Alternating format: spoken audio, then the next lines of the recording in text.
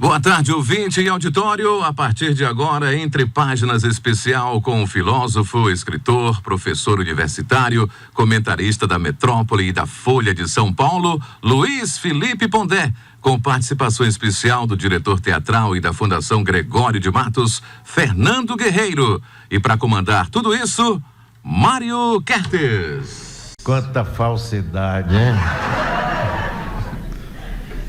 Você acha que alguém aqui acredita nesses aplausos que vocês estão dando?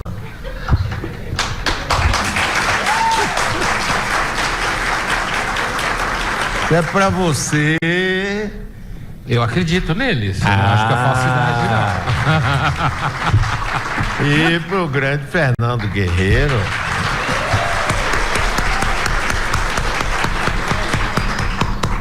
Eu aqui hoje estou de outsider, como você agora tudo fala, tem que falar em inglês, né? É shake, né? News, eu estou um outsider.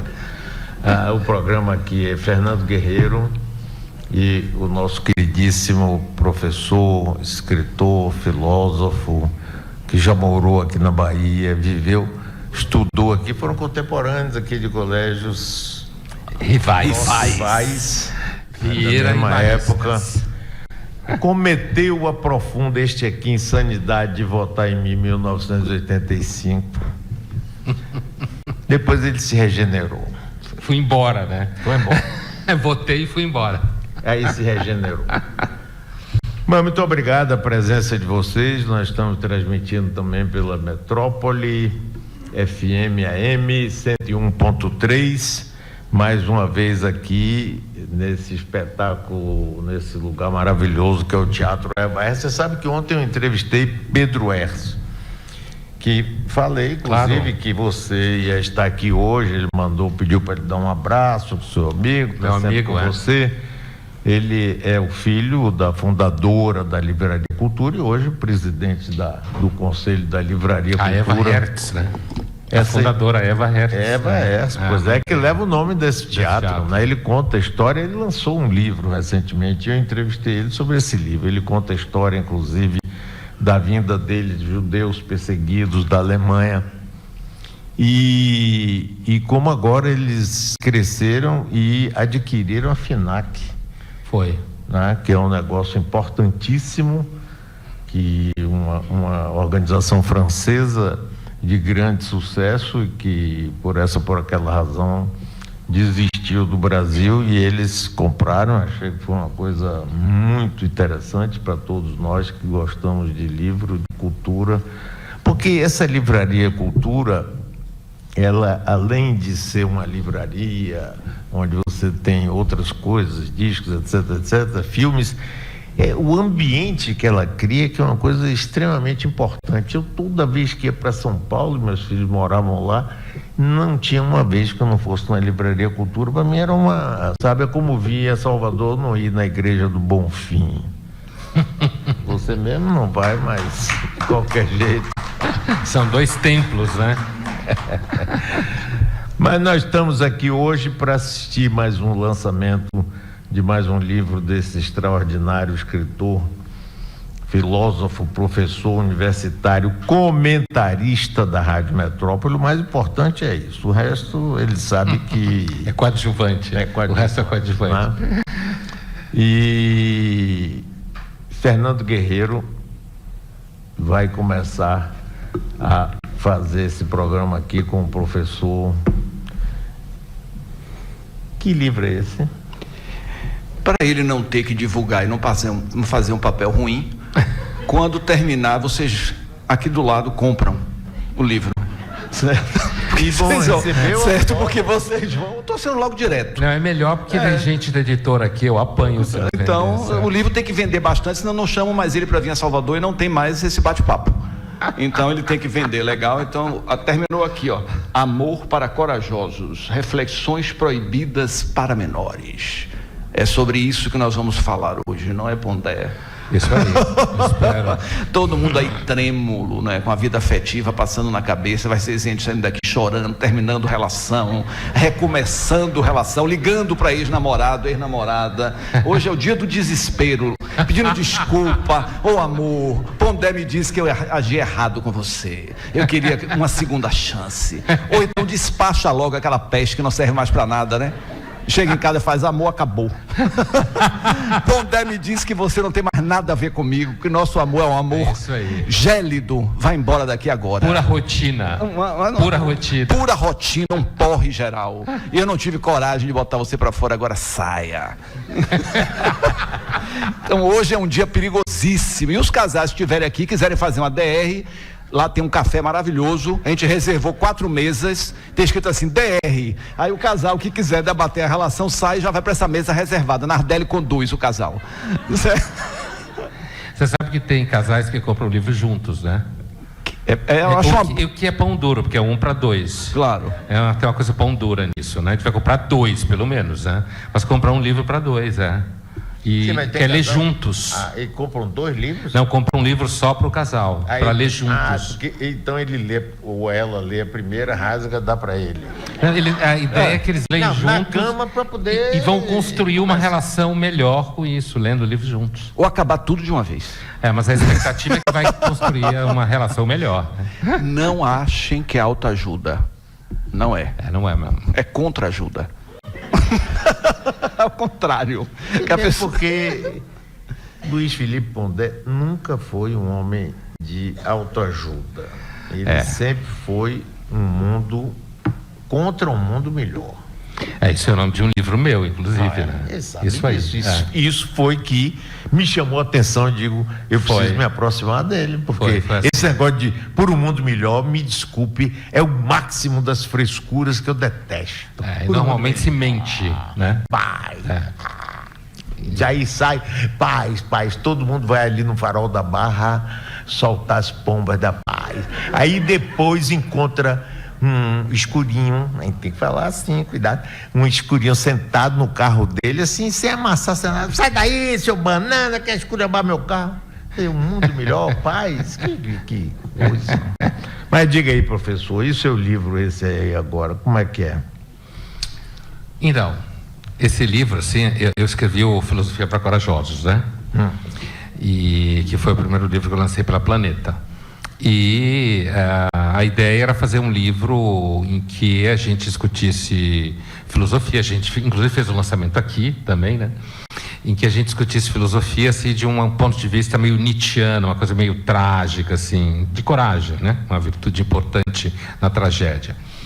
E aí no dia que a gente estava fazendo o lançamento em São Paulo, na Livraria Cultura de São Paulo, do Filosofia para Corajosos, no dado momento lá, a gente desceu, eu e algumas pessoas, e a gente foi fumar um cigarro, né? Lá fora, e aí eu virei para gerente de marketing da editora e falei para ela assim, você sabe, a minha vontade era escrever um livro sobre amor, né? E aí ela falou assim, vamos escrever? Então escreva, né? Alguns dias depois nós fomos jantar à noite, tinha mais a editora, a Planeta, também o Guilherme, que também é do marketing, a gente estava conversando, e aí falando do livro, do amor e tal, e aí ele soltou assim, então fizemos Filosofia para Corajosos, vamos fazer o amor para corajosos. Aí nasceu a trilogia, né? Filosofia para Corajosos, Amor para Corajosos e um outro que será Espiritualidade para Corajosos. Então o livro nasceu de 2 coisas, então. Eu estou contando assim a situação, aquilo que a gente chama em filosofia de causa ocasional. Teve uma situação em que eu conversava com editores da Planeta sobre um próximo livro, e eu disse que eu queria fazer um livro sobre amor e eu fui encorajado a fazê-lo, né? Não, escreva um livro sobre amor, que é um tema que sempre eu quis falar, amor romântico principalmente. E depois, porque é um tema que eu já dei muito curso sobre isso, já escrevi muito na Folha, na coluna sobre esse tema do amor romântico, e é um tema que sempre me encantou.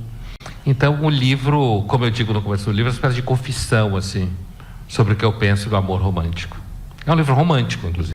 Bastante. De fato é. Não deixa de ser, você agora, se redime. Por que para corajosos? Os frouxos não podem ler, não?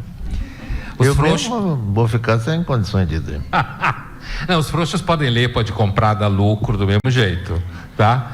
Mas assim, então, inclusive eu respondo, logo no começo do livro, como eu faço com Filosofia para Corajosos, de onde vem então essa coisa do para corajosos? Que corajosos, né?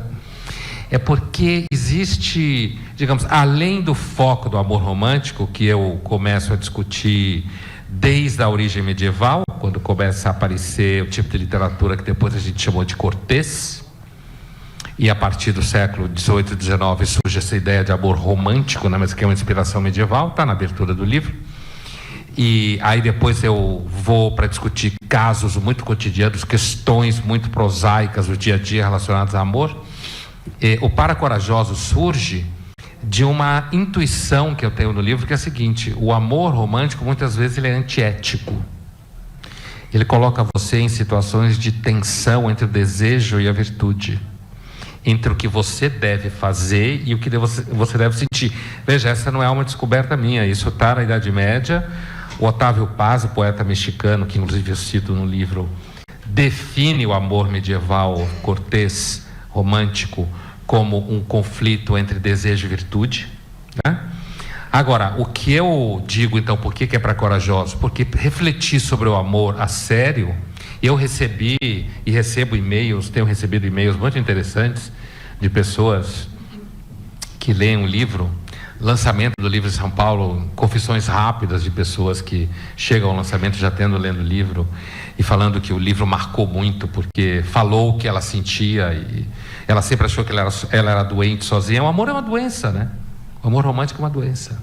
Ele nasce como doença na Idade Média, agora compreendido como doença. Essa distinção entre virtude e o que você falou? Virtude e desejo. E desejo, por quê? Esse conflito, ele é Desejo pela pessoa. Sim, claro. Né? Mas assim... Não envolve... Virtude? Virtude? Então, na Idade Média, chega-se a falar de virtudes do amor, no sentido de que é sinceridade, honestidade, coragem, dedicação. Mas quando eu falo conflito entre virtude e desejo, tal como eu defino no livro, é uma inspiração do Otávio Paz, quando ele define o amor medieval como sendo o amor em que de um lado você tem a virtude. O que é a virtude aí? É a demanda de respeito ao casamento, à família, porque na Idade Média o amor cortês está sempre fora do casamento, por questões contextuais. O casamento entre nobres era feito a partir de patrimônios, interesses e tal. Então, você pega o André Capelão, que é um autor da época que eu cito, ele diz: o casamento o amor só acontece fora do casamento. Ele é sempre um adultério. Ele está sempre numa situação, no lugar onde ele não devia estar. E inclusive daí surge todas as histórias tristes que sempre um dos dois morre, os dois morrem e tal. Que ficou no imaginário como sendo um amor impossível. E ali é uma descrição de que o amor é doença. Que doença é essa?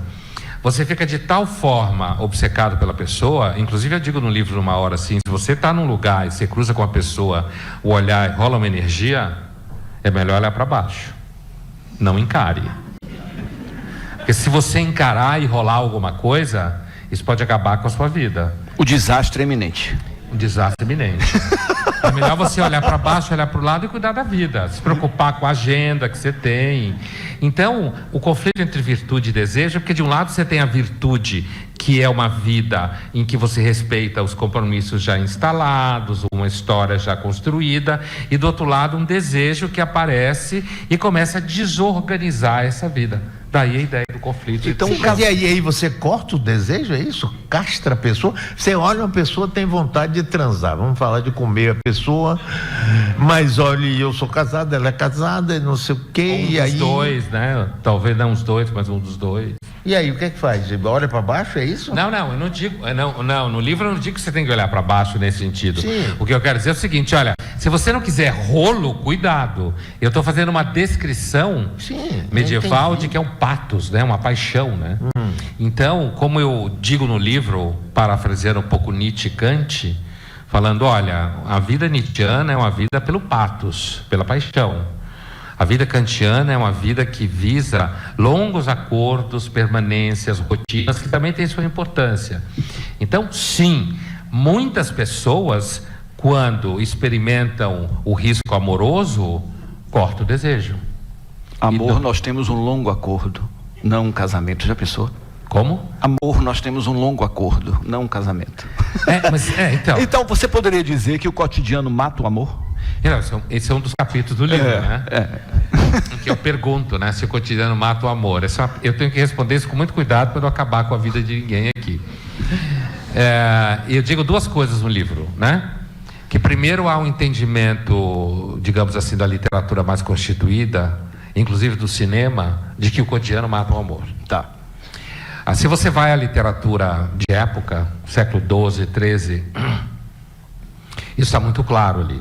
Não converse com a amada. Tipo DR, jamais. Essas mesinhas que você colocou aí fora, acabou. Não vai adiantar, não vai ajudar ninguém. Porque quando você chega na DR é porque já está fazendo água. Entendeu? Claro. Já está afundando. Então assim, mas sério, assim, você não, quando diz não converse muito com a amada, é assim, o amor não sobrevive à morte do mistério. Só que nessa literatura medieval a gente está falando de uma espécie de patologia. Infelizes são aqueles que o amor ataca. São infelizes, porque um dos riscos desse amor é porque, como ele é uma doença, mas quando ele é correspondido, os dois entram numa tal ebulição e numa tal experiência de prazer que aí não consegue sair mais. Se um dos dois não quer, você tem sorte, porque aí passa a gripe. Tá. Né? Então, nesse contexto, principalmente num contexto em que você tem na Idade Média, depois você tem no século XVIII e XIX, o amor é visto, e no século XVIII e XIX, né, o amor no bojo do movimento romântico. O movimento romântico, como bem se sabe, é um movimento que trata do mal-estar com a modernização. Então, os autores românticos, Werther, Sofrimento do Jovem Werther, é o primeiro grande romance romântico, né? É um romance que está falando de um desejo que não se dá na estrutura burguesa da vida. A estrutura burguesa, o que é? Nós estamos vivendo aqui preocupados com a previdência privada, preocupado com o exame de colesterol, preocupado com as férias pagas em 150 anos na CVC, né? Preocupado em pagar o apartamento de 2 quartos em 200 anos, uma vida limpinha, super limpinha, álcool gel em tudo quanto é lugar, né? Sem muito beijo para não pegar vírus. Então você tem aí uma situação, isso no século XVIII e XIX, em que a literatura romântica ela aparece como denunciando esse mal-estar com a vida que é muito organizada, muito voltada para o dinheiro, muito voltada para a lógica de resultados. Isso é largamente debatido na filosofia e na história. Então, nesse contexto, a ideia de amor e rotina está pressuposto que não funciona. Tá. Depois, tem inclusive um autor que eu comento no livro, o historiador do amor, suíço-francês, chamado Denis de Rougemont, que ele escreve um livro chamado História do Amor no Ocidente, em que ele meio que dá um cacete no cinema romântico americano, porque ele diz assim, olha, o cinema romântico americano, ele criou um imbróglio que assim, os medievais e românticos sabiam que o amor é uma doença, linda, maravilhosa, mas que quem é acometido sofre pra cacete. E o cinema americano transformou o amor romântico numa coisa que acontece com todo mundo. Primeiro não acontece com todo mundo, só com os infelizes, segundo os medievais, certo? Depois, quando rolar com você, case e vai dar certo. Compra um apartamento em 100 anos, você vai continuar amando, né? E nesse sentido, segundo Rougemont, o cinema americano e a literatura vagabunda de amor criou uma neurose afetiva no Ocidente, violenta, que é a expectativa de que todo mundo ama e de que uma vez que você ama, esse amor ele vai se acomodar às demandas cotidianas e de organização e de rotina. Então, a maior parte, eu digo isso no livro, a maior parte da literatura da fortuna crítica vai dizer, olha, amor e rotina, logo o casamento, esquece, né?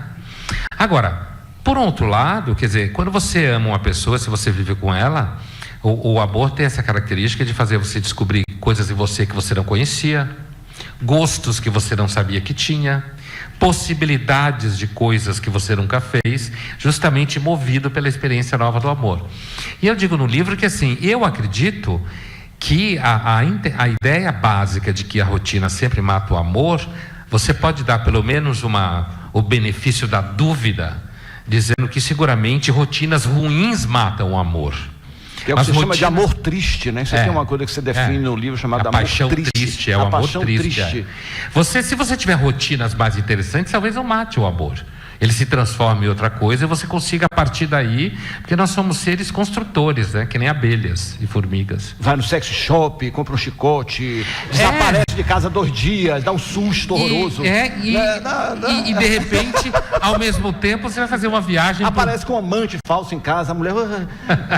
Bom, isso você tá viajando mesmo. Eu tô dando opções. Dá um outro livro, Amor para Corajosos 2. Não, como fugir da rotina. Ou de repente você descobre interesses e vai fazer uma viagem para a Islândia, entendeu? E fica lá um tempo perto do vulcão e experimenta sons que você não ouve, silêncios que você não ouve, porque o amor é uma experiência estética, né? Acima de tudo, das sensações, né? Agora, sem dúvida que a expectativa da relação entre amor romântico e felicidade cotidiana é uma expectativa complicada. Tem uma coisa, Por né? quê? É complicada porque a rotina cotidiana, assim como os românticos do 18 e 19 apontaram esse mal-estar, a rotina cotidiana contemporânea, burguesa, que tende a uma coisa limpinha, essa rotina ela vive mal com afeto. Quer ver dar um exemplo? Um exemplo que eu não discuto. Aliás, eu discuto isso no livro, esqueci. Tem um capítulo que eu discuto isso, eu ia dizer que eu não discuto, mas discuto. É assim, aqui quando eu escrevi o livro eu não tinha lido as últimas pesquisas sobre jovens, porque saíram agora, e eu escrevi o livro no começo do ano. A vida afetiva enquanto tal, compreendida como a vida das paixões, de um certo desequilíbrio por causa das paixões, se você pega jovens nascidos a partir de 85, isso é uma opinião minha, isso são pesquisas de comportamento, americanas especificamente. Eu não acho que a gente está muito melhor que isso não, apesar de a gente ser latina, não sei o quê. Agora, saiu uma pesquisa nos Estados Unidos com jovens nascidos a partir de 95, portanto, você está falando de jovens aí que estão lá pelos 22, 20, 18, 17, a atividade sexual tem caído sistematicamente, isso já estava caindo nos milênios, né? Quando a pesquisa diz atividade sexual está caindo, significa atividade sexual como penetração plena. Sexo, coito. Tá. Rola beijo, rola de repente sexo oral aqui e ali, mas a atividade sexual completa está caindo. À medida que amplia-se a paranoia com assédio sexual, a paranoia cada vez maior, com toda essa semântica do que é assédio sexual. Os jovens têm medo, os meninos têm medo de fazer alguma coisa e depois ser acusado de estar fazendo assédio sexual. Fazer a corte virou um perigo, né? Daqui a pouco vai ser crime. Vai ser crime mesmo. Então, então o que eu quis dizer é o seguinte: existe um risco muito grande de você se tornar tão civilizado e que a vida afetiva comece a atrofiar. Porque, como a gente sabe, desde o Freud, mal-estar na civilização, depois passa pelo Norbert Elias, processo da civilização, que é um sociólogo do século XX muito importante, que partiu dessa questão do Freud. Há uma tensão entre civilização e desejo. Há uma tensão, né? Em que quando você quer, um tema que o Mário gosta muito de discutir, que eu sei, quando você quer transformar o desejo em algo politicamente correto, quando você quer transformar o afeto em algo politicamente correto, a tendência é que você destrua o afeto, porque o afeto é desorganizador. O afeto não cabe numa lógica. Então, se você o cara fala assim, não, porque eu respeito muito minha mulher, ela deve estar super triste em casa. A mulher respeitada é a mais triste. É a mulher mais infeliz do mundo. Presta atenção, né? Eu falo respeitada nas 4 paredes. Entre as 4 paredes. Claro, a gente tem hoje que marcar, porque senão algum pentelho vem acusar você de alguma coisa. Eu já saio né? daqui com 2 processos. Ou 3. Então, deixar claro, hoje eu estou cuidadosíssimo. Puta, que mundo mas chato, é verdade, mas é verdade. Então eu acho. Olha, é um afeto, não pode falar do afeto, você está falando do afeto. Exatamente. Então eu acho que entre 4 paredes a mulher adora ser desrespeitada, no bom sentido. Essa faz parte da coreografia do desejo, né? E isso é que vai desaparecendo, que eu estava dizendo. Quer dizer, o afeto, e quando eu citei a pesquisa da psicóloga Jean Twenge, americana, quando ela fala que esses jovens fazem cada vez menos sexo, por exemplo, as meninas ficam deitadas olhando vídeos de cachorros e gatinhos no celular, né? Ou passando os vídeos de cachorros e gatinhos fofos, né? Quer dizer, passam a tela do celular a cada 19 segundos. Existe um medo de vínculo afetivo que já aparecia nos milênios, nascidos a partir de meados dos anos 80. Medo de vínculo afetivo de médio prazo, desconfiança, muito trabalho. As pessoas trabalham demais. Quando você trabalha demais, você não faz mais nada. Chega em casa exausto. Não há rendimento. E a pior coisa que pode acontecer, imagina, você chega em casa e aí você começa a ouvir uma música estranha, você está no elevador subindo, ouve uma música estranha, vê que vem da sua casa, o coração gela, né? Uma música meio romântica assim. Aí você abre a porta, tem uma luz estranha na casa, né? E aí a pessoa aparece diante de você com uma roupa meio sensual. Você diz, putz, me ferrei. Era melhor que tivesse um amante, né? Ou eu devia ter ficado no trabalho. Porque tudo que eu queria era assistir Netflix hoje. Tá. Né? O meu projeto era um banho, era pedir comida no Uber, certo? Para nem me mexer, o Uber trazer comida, ligar o Netflix e ver assim 5 episódios de Stranger Things, assim, um atrás do outro, né? E aí a figura quer presença. Ela construiu ao longo do dia a ideia de que à noite ia ter ação. Você tem que bater meta em casa. Sim, e aí como é que as relações perduram? Não perduram, né? Elas não perduram. Ou então, elas perduram numa dinâmica de você escolhe metas juntos e começa a bater essas metas juntos, que não tem nada a ver com a noite especial. Quer dizer, a pior coisa mas aí não tem nada a ver com amor também. Não, isso não. Inclusive, o amor já foi para zicas há muito tempo. Há muito tempo. Inclusive, Mário, o fato das pessoas não terem mais filhos torna essa construção mais difícil. Porque a presença dos filhos ajuda você a organizar a transformação do afeto. Se ocupa com o filho. Claro. Quando o casal não tem filhos, então um buraco aparece mais rápido ainda. Porque você não tem nada para pôr nesse lugar e ajudar você a tocar o cotidiano, entendeu? Então, assim, esse processo que eu dizia do bater meta, e eu falei para você, então você começa a escolher bater meta junto, porque quanto mais a gente faz coisa, mais você não tem capacidade de fazer mais nada. Então, os jovens são cada vez mais estressados. E cada vez mais a solidão domina mais, né? Sim. Cada vez as pessoas estão mais sós, né? Sim, provavelmente. Autossuficientes. Mas para corrigir a solidão surgiu isso aqui. Pronto. Que é uma correção. Você vê casais sentados num restaurante, um de frente do outro, cada um com um celular, uma merda, para que foi? Mas resolver pedindo comida do Uber e assistir Netflix. Então, porque tá ali na cama, de repente a mão passa aqui, passa ali, quando você vê, foi, né? Porque você sabe que a ocasião faz o ladrão, né? Sem ficar perto. Se ficar perto, se encosta, rola. Né? Tem essa coisa de química. Mas celular para resolver solidão é uma coisa meio punheta, né? Sim, claro, mas porque não resolve muita solidão. Mas, inclusive, essa geração foi batizada nas pesquisas, a última de 95 para cá, por iGeneration, justamente por causa do I, né? Internet, iPhone, o I tal lá do iPhone. E por quê? Porque já é uma geração que nasceu completamente dentro da dinâmica das mídias sociais. E as mídias sociais, elas estão criando enormes disrupções na sociedade em vários níveis. Já começando a perceber a política. Então, aqueles que achavam que as mídias sociais iam produzir pessoas super conscientes, que debatiam. Não, mídias sociais produzem polarização, raiva, ódio, né? Menos conversa e mais agressão, reforço identitário. Inclusive, eu sou isso, você é aquilo, a gente briga, não se dá. E do ponto de vista dos relacionamentos, os sites de relacionamentos, ele, por exemplo, isso não está no livro, porque de fato foi uma coisa que aconteceu depois. Existe um site de relacionamento, agora chamado Meu Patrocínio, não sei se vocês conhecem. Como é o nome? Meu Patrocínio. Vou pegar. Não vá não, que você vai ter despesa. Mas não vai dilapidar seu patrimônio, não vá não. Você sabe o que é? Claro que sim. Então ele é por isso que ele está dizendo que você vai dilapidar o patrimônio. Porque é um site de relacionamento que é bem da nossa época, porque ele pega uma demanda muito antiga. Que demanda antiga é essa? Era uma demanda que reunia, pelo lado do homem, a busca de uma mulher mais jovem, mais divertida. Mas é um tema, eu discuto esse tema no livro, mas não esse site, né?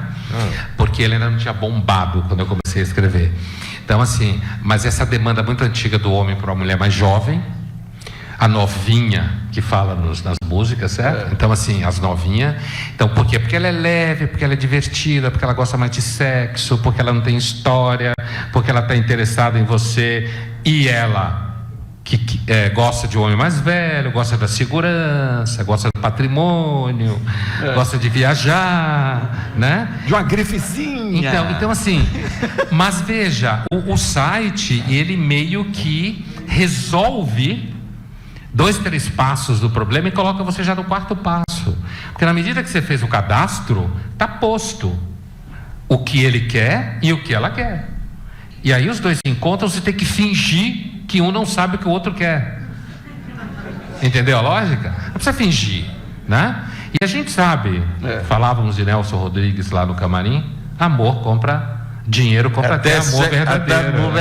Dinheiro compra até amor verdadeiro, né? Então, que tal? Pode dar certo. E a menina pode escolher uma profissão, fazer uma faculdade. Essa é a ideia. Você conhece bem o site, pode né? fazer doutorado. É uma questão dela. Ela quer fazer faculdade, apartamento, roupa, viajar. Viajar e tal. É isso aí. E ela vai ser grata a ele pelo que ele vai dar a ela. Vai homenagear na formatura. Isso é bem freudiano, hein?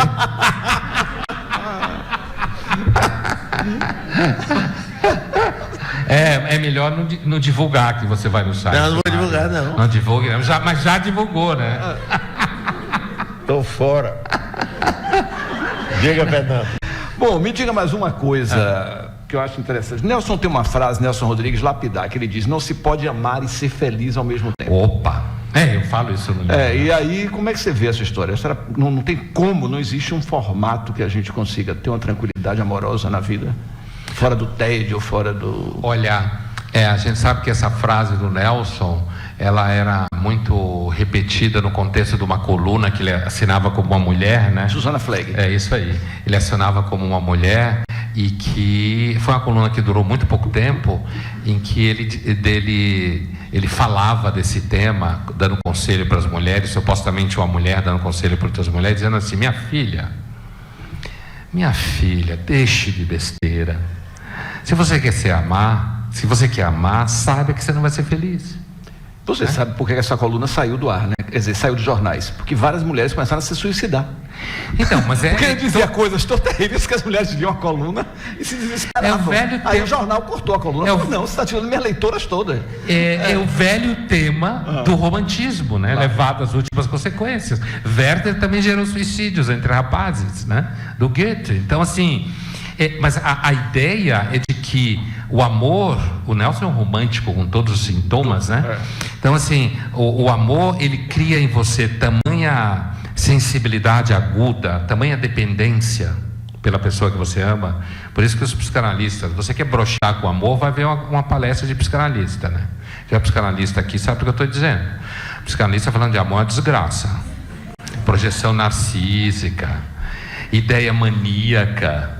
Por que maníaca? Porque o medieval fala, o homem que caiu na desgraça de se apaixonar, ele fica pensando, onde ela está? O que ela está fazendo?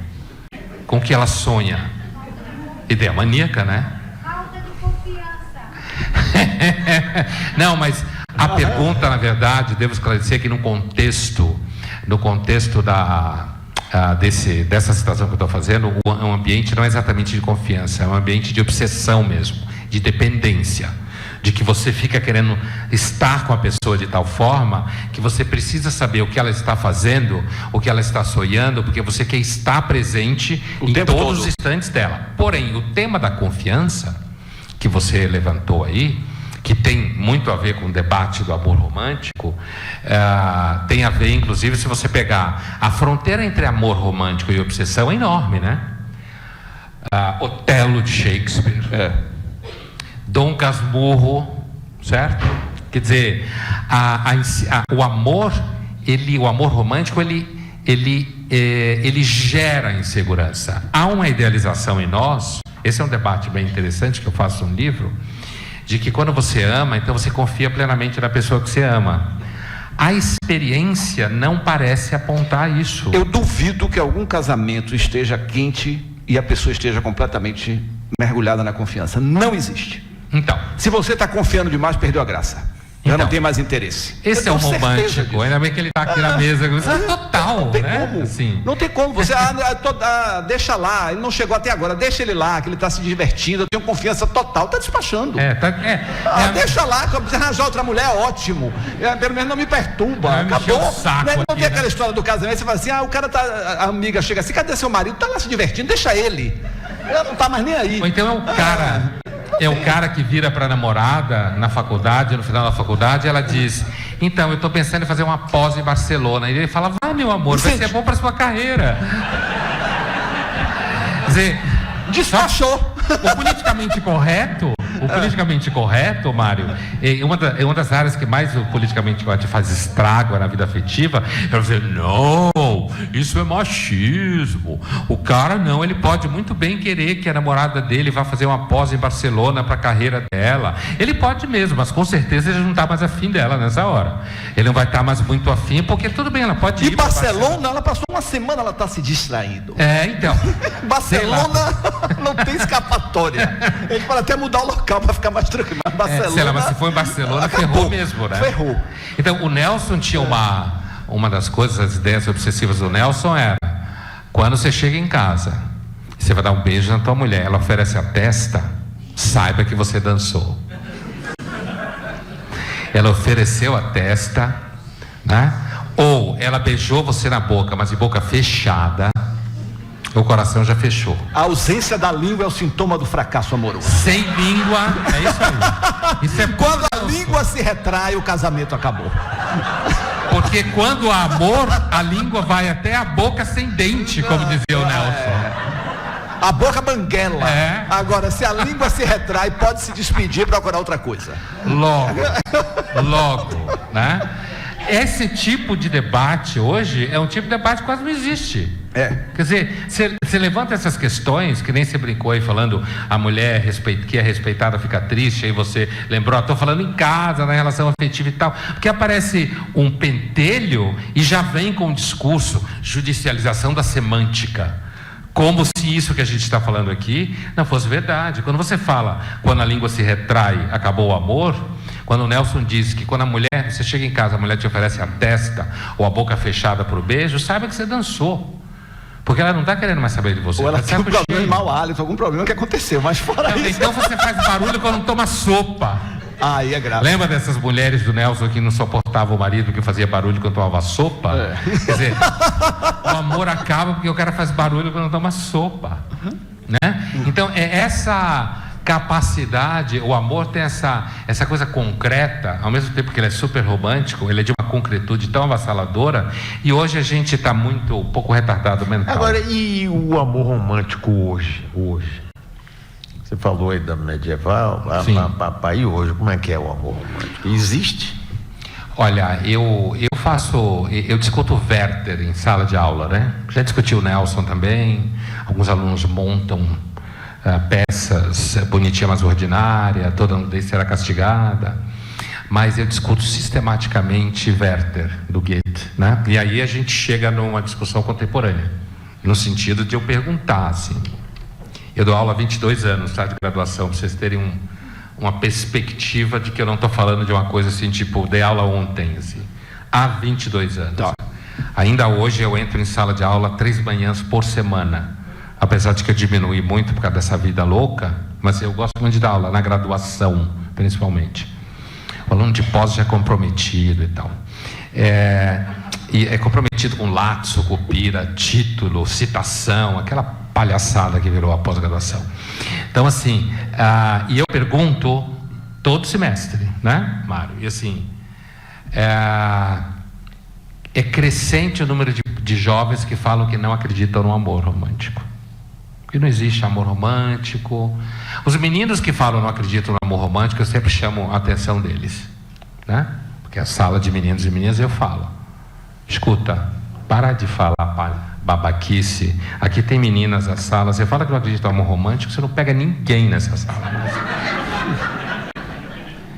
Porque hoje os caras estão tão abestalhados que você tem que ensinar para eles o beabá. Porque os caras não sabem mais como se relacionar. Eu sei, o mercado... Olha, tem 3 ali na frente que aplaudiram assim, excitadíssimas. Então... Eu sei que o mercado tá difícil. Eu sei que o mercado tá difícil. Mas o Nelson dizia, né? O Nelson dizia, antes de 18 anos, o homem não deve nem dar bom dia para uma mulher, né? No sentido que se ele antes de 18 anos, ele é um chimpanzé tal que ele não deve nem se dirigir a uma mulher. Mas o que o Nelson queria dizer é porque ele está tão cheio de desejo que ele não sabe nem se comportar diante da mulher antes de 18 anos, sabe o que falar com ela. Os meninos de hoje, eles estão cheios de medo. Cheio de medo, né? Se fala uma frase machista, se fala uma frase não sei o que, se diz isso e aquilo outro. Outro dia eu estava num ambiente de psicanalistas e uma psicanalista falou uma coisa muito interessante, que ela falou assim, estava nesse debate sobre paga conta, não paga conta. Eu vejo meninas de 18, 19 anos na faculdade falando assim, não, deixar ele pagar a conta de jeito nenhum, ele quer mandar em mim. Coitadas, pai, perdoai porque não sabe o que falam, né? Deixa pagar a conta que a crise está estabelecida. Então assim, essa psicanalista, ela falou uma coisa assim, olha, eu tenho a seguinte prática, saio com o cara e tal, uma mulher de 30 e poucos anos de idade, tá? Saio com o cara e tal, e se eu gostei dele, estou a fim de encontrar de novo, eu me ofereço para dividir a conta. Se ele aceitar, nunca mais saio com ele. Ótimo. Certo? Se ele aceitar, ele é um babaca total. Não tem culhão, não tem coragem de virar e dizer, não, eu vou pagar a conta. Não, se ele ficar, não, ela quer pagar, então, se eu pagar, ela vai achar que eu sou machista. Se ele ficar com... o cara que pensa 4 vezes antes de fazer uma coisa, a menina já desistiu do cara. Pensou 4, 5 vezes, ela já foi embora, né? Então, quando eu digo que eu percebo nos meninos mais jovens, falando sério, não que eu não estivesse falando sério, uma precariedade tal na relação com mulheres, chega a dar pena. Chega a dar pena. Os moleques não sabem o que falar, não sabem o que dizer, eles têm medo. Eles tem uns que querem ser mais feministas do que as maiores feministas do mundo, para fingir que é a favor da emancipação feminina, não sei o quê. Agora, quando chega a menina, está na frente, brocha, tem medo, não sabe o que faz. O que é isso? Onde você põe a mão? O que você fala para um ser como esse? Então, acho que há um empobrecimento dos meninos, pior ainda. Você acha que com essa mudança do comportamento das mulheres, o homem se apavorou com isso? Acho. E ele não consegue avançar por quê? Acho, se apavorou feio. Que é babaca. Por que ele não passa por cima disso aí? É porque assim, eu falo passar por cima no sentido de se adaptar e jogar duro, por que não? É uma nova situação. Então, mas que não se volta ao passado, né? Sim. Não tem como. Não tem. No nosso, a gente só voltaria ao passado se tivesse uma crise grave no capitalismo e a gente voltasse ao neolítico. Claro, que é difícil. Aí os homens voltavam a se matar e as mulheres iam morrer de parto. Né? E aí acabava toda essa conversa. Mas assim, dadas as condições normais de temperatura e pressão, não tem como voltar. Claro. Né? E nem é desejável que volte, porque a gente nem sabe o que é voltar ao passado nesse sentido. Mas assim, o que eu acho é que esse problema que eu estava descrevendo é um problema um pouco maior, não tem a ver só dos meninos com as meninas, mas é um problema que os jovens, né? Estou falando os homens mais jovens. E quando eu digo mais jovens, estou falando de homens, sei lá, de 35 anos para baixo, 38 anos para baixo, já é meio bobo nesse sentido, né? Os de 18 nem sabem andar direito, né? Gaguejam. Então, assim, eu acho que tem uma coisa assim que os jovens estão muito acuados, sabe? Eles têm medo do futuro. Os pais ficam falando que eles são super descolados. Tem gente por aí que acha que a filha é ótima porque adotou uma baleia, né? E ela adotou uma baleia no Facebook. Então a minha filha tem consciência ambiental e não sei o quê. Então assim, mas eles têm medo, não tem futuro profissional. O capitalismo será cada vez mais competitivo, cada vez mais instável. Com a entrada dos chineses no mercado, os salários vão no chinelo. Eles vão ganhar cada vez menos. Eles já sabem que eles têm que pagar daqui a pouco para as empresas darem estágio para eles, e não eles ganharem dinheiro tendo estágio. O nível de relação e de produção é cada vez maior. Então eu tenho a impressão que essa desarticulação aí, ela tem um nível que é uma desarticulação geral, não só a ver com esse assunto, né? No caso dos homens, os homens sempre tiveram medo de broxar diante das mulheres, sempre tiveram medo de ser traído pelas mulheres, sempre tiveram medo de fazer com que a mulher mandasse nele, apesar de que a mulher manda nele, todo mundo sabe disso, no âmbito do relacionamento cotidiano. Quanto mais esperta ela for, menos ele percebe. Isso mesmo. E quando ele não quer mais ser mandado, é porque ele não gosta mais dela. Essa é boa, velho. Nós estamos conversando aqui com Luiz Felipe Pondé, com transmissão direta da Rádio Metrópole, aqui no Teatro Eva Ers, da Livraria Cultura, lotado. Daqui a pouco nós vamos fazer uma pausa, mas nós vamos ter também aqui um microfone aí para quem quiser fazer perguntas ao professor aqui. Quem quiser abrir seu coração, dizer, que eu faço, estou apaixonado. Você se lembra dos programas que tinham de consultório sentimental? Sim. Eu achava aquilo o máximo, sabe? Não, teve uma vez que eu, inclusive, reintroduzi isso no início da Rádio Metrópole. Nardelli, que está aqui, Luana também, lembram, tinha uma Madame Zora, ela respondia cada carta fantástica. Eu estou vivendo tal situação, meu marido está me chifrando horrores, mas eu não posso viver sem ele. O que faço, Madame Zora? Respondia, era uma coisa fantástica. E no rádio mesmo as pessoas ligavam e falavam e faziam perguntas. Acabou o programa? Acabou. Mas acabou. Medrado Perdeu tem audiência? Não, mas não, eu estou pensando em voltar, porque eu acho isso uma coisa maravilhoso. fantástica. Medrado faz isso um pouco. Eu pego, às vezes, no Roda Baiana, começam a chegar os e-mails para Medrado. E eu tenho que ser tenho que ter muito autocontrole para não começar a ler, porque chegam coisas inacreditáveis. Mas por que você não lê? Porque eu não posso entrar no horário do outro, derrubar o programa. Outro dia chegou um dizendo que a mulher dizendo assim: toda noite o espírito maravilhoso de um homem lindo deita comigo, Medrado. E eu tô com medo de contar meu marido, porque ele parece real. Ô, Mário. Não, que espírito é esse? Peraí, tem uma história. Não tem condição. Tem uma história que famosa. Que espírito é esse, lindo? Peraí, tem uma história famosa. Nós temos um programa que chama Sintonia. Luana, inclusive, está aqui. O médium Zé Medrado, que é uma pessoa fantástica e querida amiga. Ele tem um programa na Rádio Metrópole de 1 hora por dia, há mais de 20 anos, sei lá. E aí um dia uma criatura ligou para ela, para ele, e disse: olha, eu estou sendo toda noite vem um espírito aqui e transa comigo. E eu não sei o que faço. Dona Flor, né? Aí, peraí. É a Dona Flor, é uma maldição na Bahia. Aí eu não sei se estou contando a história exatamente, mas vai lá que seja. Aí ele virou e disse: você faz isso, tá. Passou. Um mês depois, ela liga: eu estou sentindo falta dele. O que é que eu faço para ele voltar? Vai no terreiro, pô. Vai É no história terreiro. de vadinho, rapaz. Dona Flor e seus 2 maridos. Dona Flor fogosa ficou com o doutor Teodoro, que só comia ela 2 vezes por semana, sem tirar roupa, No horário marcado. se permitindo um bis aos sábados.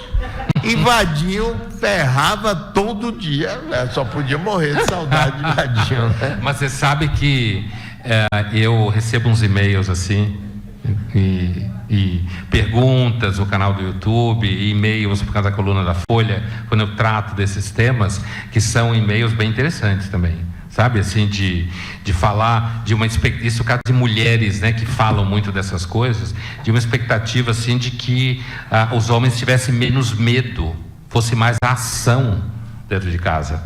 E eu acho que é uma espécie de tragédia também, decorrente daquela pergunta que você me fez antes, claro, dos homens ter medo, é que o recuo, o medo dos homens, tanto que tem umas especialistas aí, não sei se tipo Zora, mas mulheres especialistas em ajudarem mulheres a arrumarem marido, né?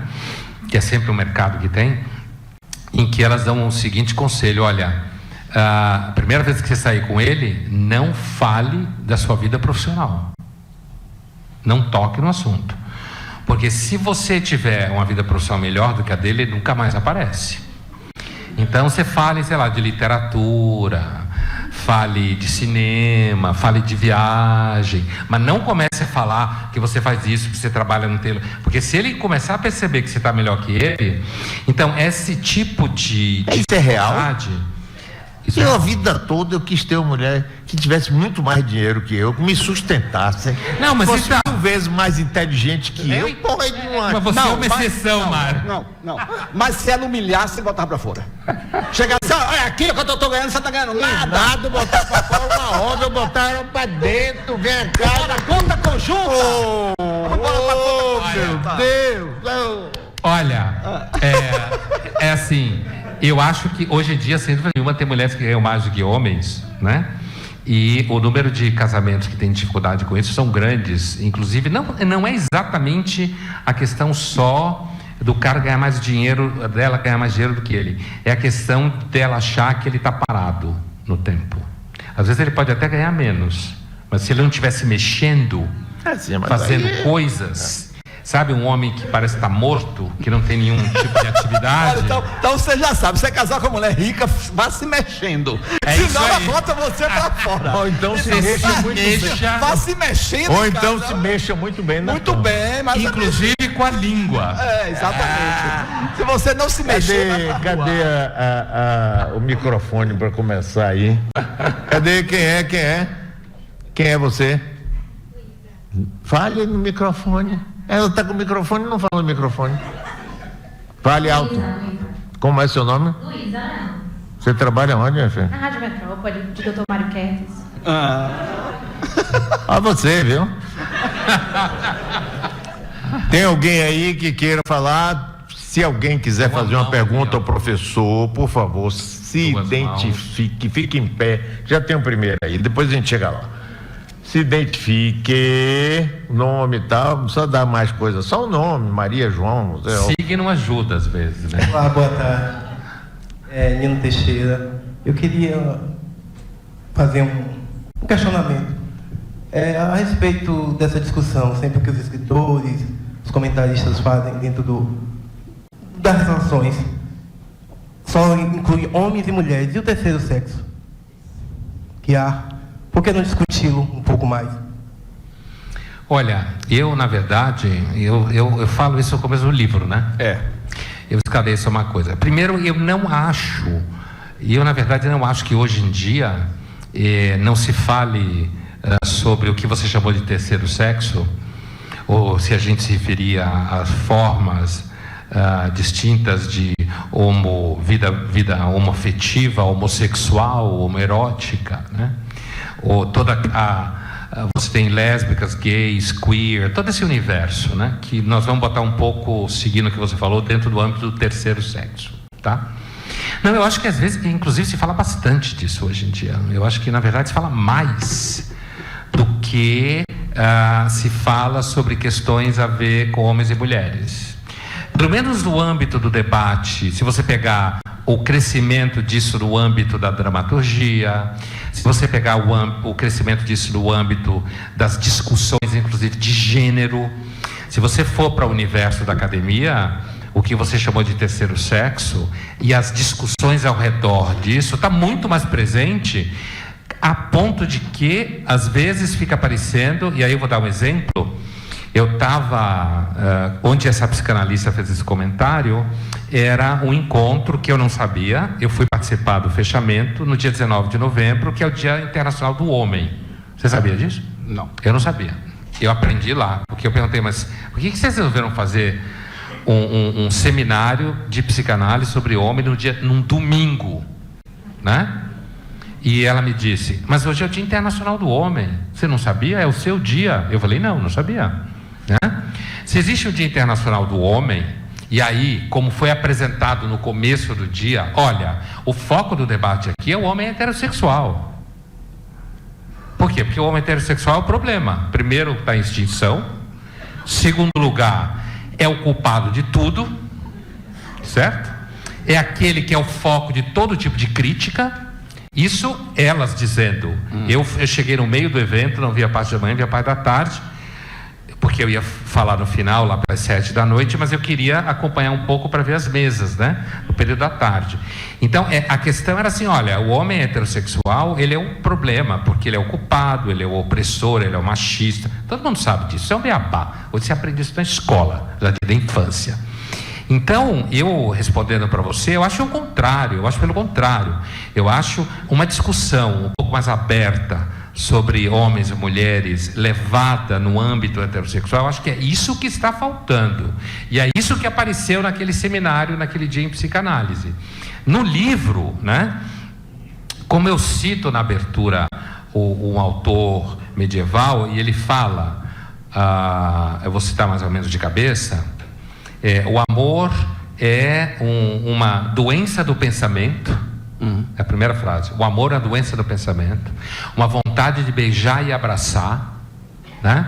E aí vem aquela coisa de você ficar pensando em listar e tal. E aí o autor medieval fala entre sexos diferentes, tá? Ele fala assim, entre sexos diferentes. É claro que quando eu discuto isso, eu já abro um parágrafo e digo, olha, escuta, antes de você xingar o autor medieval do século XIII de homofóbico, é Idade Média, né? Idade Média. E apesar de que no âmbito daquela conversa tinha uma coisa que assim, o amor é difícil inclusive porque você fica obcecado por alguém que é diferente de você, no caso dos sexos diferentes. E aí eu digo, olha, é claro que o medieval estava enganado. Homossexuais também se apaixonam, homossexuais têm a mesma infelicidade dos heterossexuais, seguindo a lógica do medieval, também se apaixonam. Então, porém, esse livro é um livro que discute o amor romântico entre homens e mulheres, porque é o livro que eu escrevi, e como é o tema que me interessa, eu discuto o tema que me interessa. Agora, é claro que esse tema, você tem hoje, em âmbito de larga escala, uma reflexão sobre como funciona. Eu não sei, mas imagino que os homossexuais devem sofrer do mesmo jeito dos heterossexuais, porque o amor é uma doença no sentido de que você fica encantado, o pensamento fica dominado, a cognição ela se torna de alguma forma colonizada pelo desejo que você sente pela pessoa, né? Isso é uma colonização da cognição, o que é interessante, o que não é interessante, o que você tem vontade de fazer. Então, fechando a tua pergunta, eu acho que o terceiro sexo deve passar pelas mesmas coisas, né? Com diferenças que tem a ver com a situação específica, mas não é o objeto do livro, porque não é o meu objeto. E daqui a pouco eu queria que você falasse um pouquinho sobre amor e tesão. E aí? Já que é agora que eu falo agora? Eu ia depois, mas eu fiquei agoniado. Ficou agoniado? Olha, veja bem, quando eu estou discutindo esses assuntos com os alunos e a gente está falando de eros em aula, eu sempre digo, porque fica aquela coisa, né? Traduzir eros para o português, amor. E aí eu digo, olha, apesar de que não é uma palavra que você não pode colocar numa prova oficial de uma universidade, porque é um documento, eu acho que a melhor tradução de eros é tesão para o português.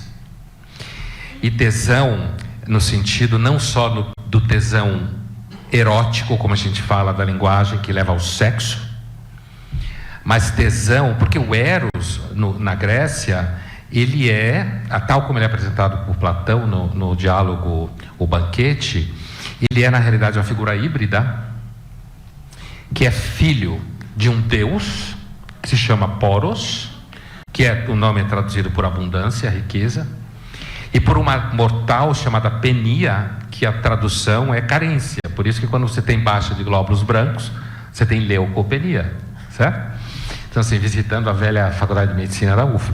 Então, assim, então, Mário, assim, a apresentação que o Platão faz do eros é uma apresentação em que por que eros é amor?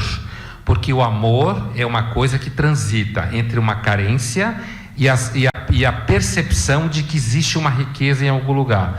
Então ele move você da carência para a plenitude. E nesse movimento o Platão vai dizer que o destino do eros é gerar beleza, né?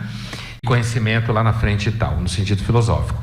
Então eu acho que eu entendo a relação entre amor e tesão não só no sentido do tesão de filme erótico, como a gente fala no cotidiano, mas no sentido de que amor com intimidade física, quando duas pessoas se amam e têm uma intimidade física muito grande, o tesão é muito mais amplificado.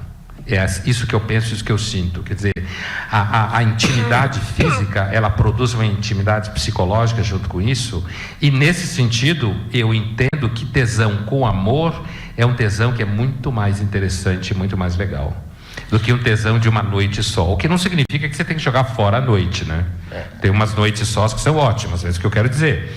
Mas esse vínculo entre amor romântico e tesão, eu acho que leva o tesão para um âmbito mais grego, por isso que eu estava falando, do erótico. Eros e Thanatos. Bom, Vida e morte. Isso também é grego, mas o Freud é que imortalizou essa história, né?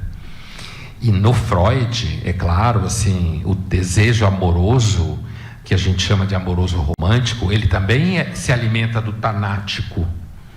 E quando você vai para a literatura medieval, está reforçada a ideia. Por quê? Porque os heróis medievais morrem de amor, literalmente, morrem de amor, né? E tem uma história de um poeta romântico, uma história real, de um poeta inglês chamado John Keats, que viveu uma história de amor real dessas impossíveis, né?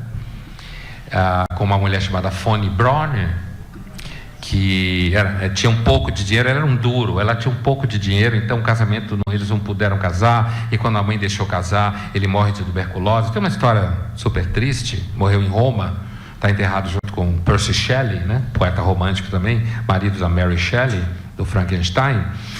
A história do John Keats é interessante, tem um filme chamado, em inglês chama-se The Bright Star, Brilho de uma Paixão, eu acho que é a tradução em português do filme, Brilho de uma Paixão, em que quando ele está em Roma e ela começa a sentir muita falta dele, e ela fica doente de cama, e a mãe fica querendo tirar ela da cama, ela fala assim: nunca mais eu vou brincar com amor, isso é uma doença muito grave.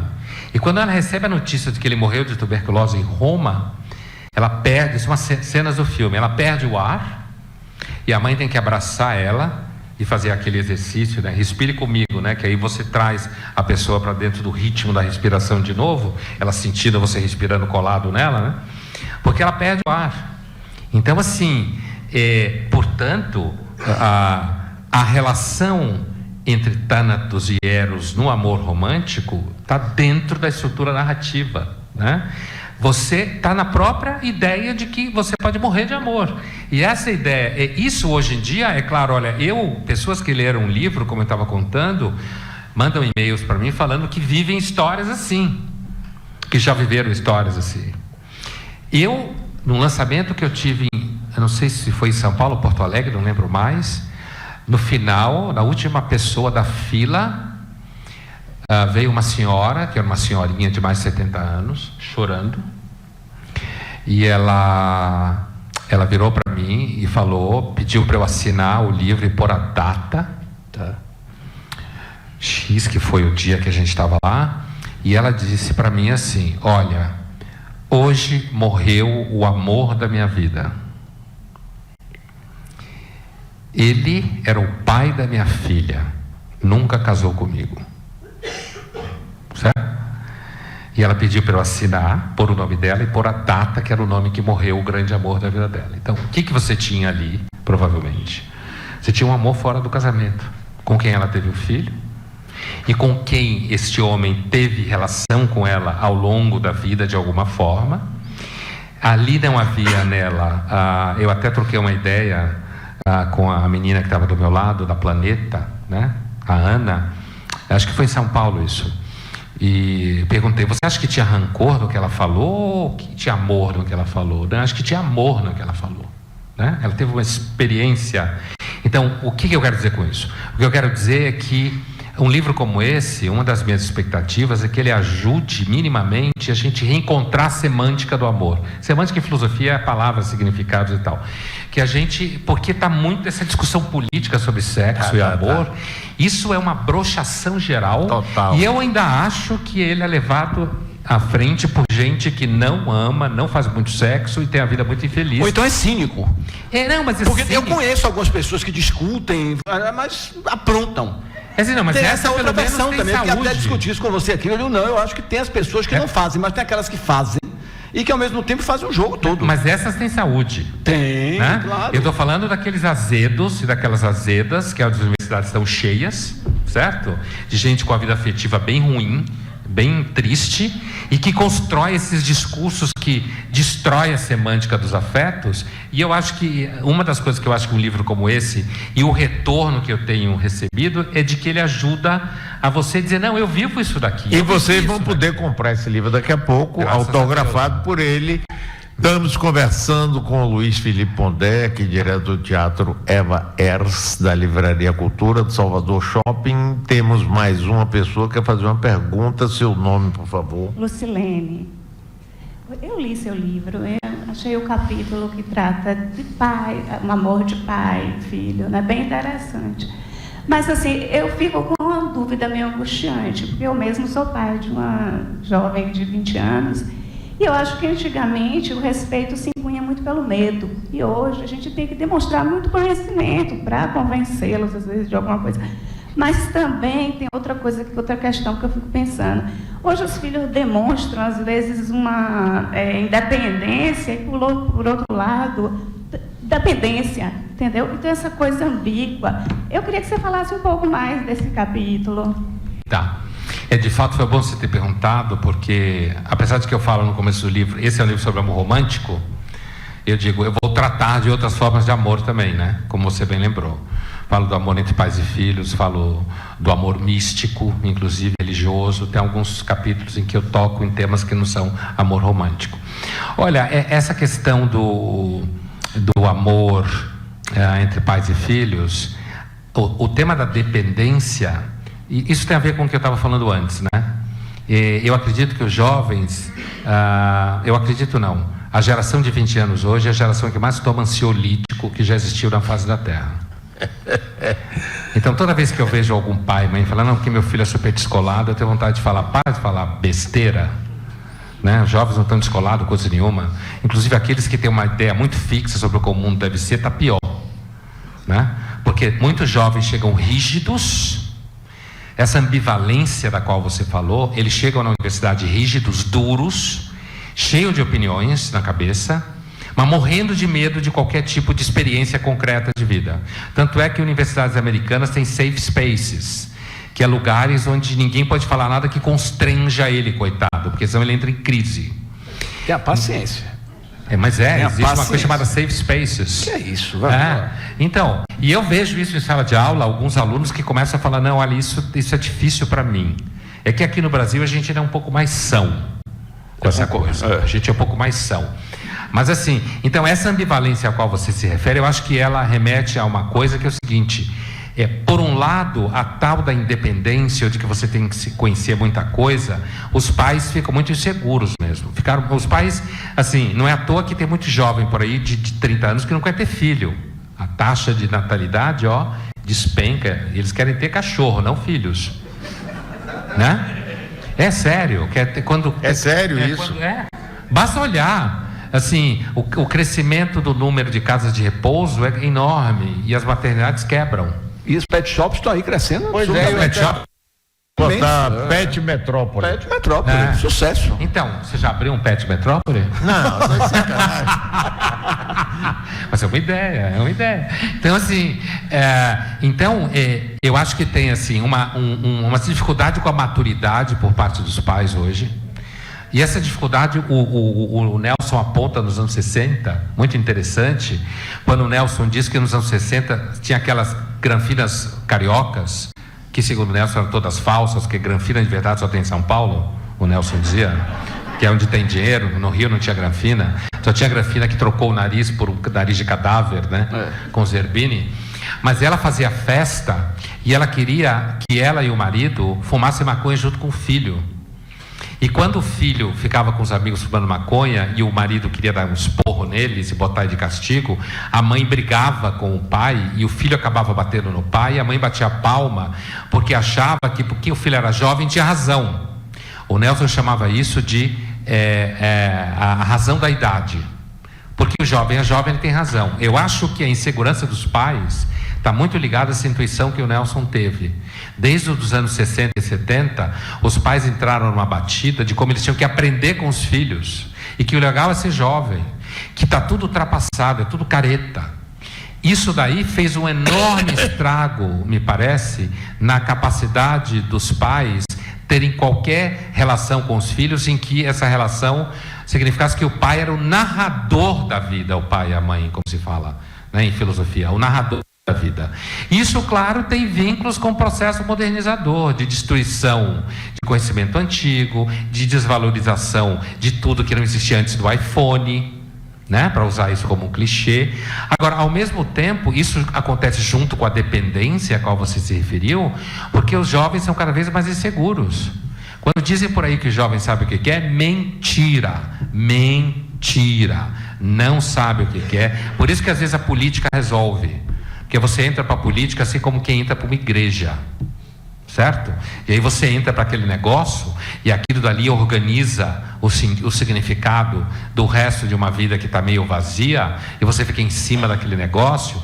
Então é por isso que você pode ter de um lado uma sensação de que o jovem está incontrolável, porque pais e mães acham que qualquer coisa que fizer é careta, qualquer coisa que fizer está ultrapassando o samba, quer ser amigo.